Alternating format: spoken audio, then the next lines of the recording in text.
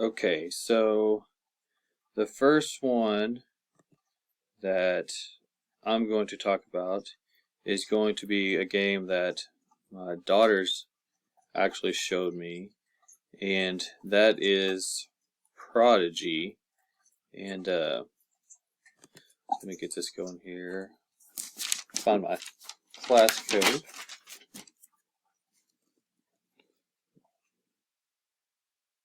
But they actually like it a lot.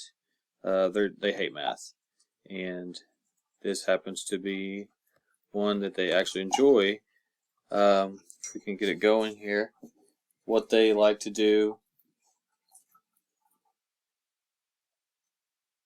is play.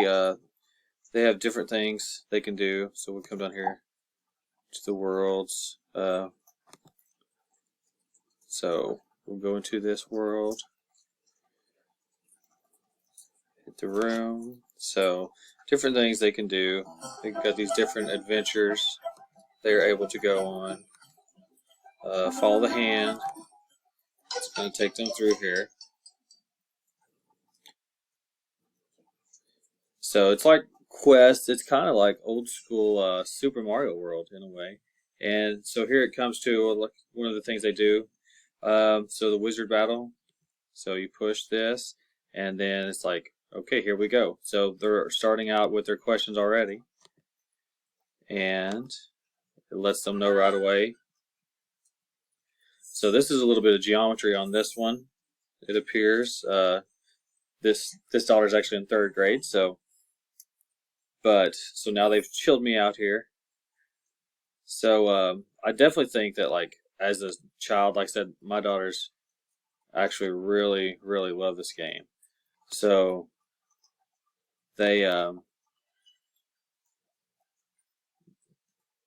so I just took it straight from them. They really tend to enjoy it. So there we are. That was apparently 2D shapes. I didn't know what level she was actually on, and so it definitely see this happening. So it's actually not bad. It's kind of like those old DOS games, where you just have these little adventures, and but it is what it is. They can play with their friends.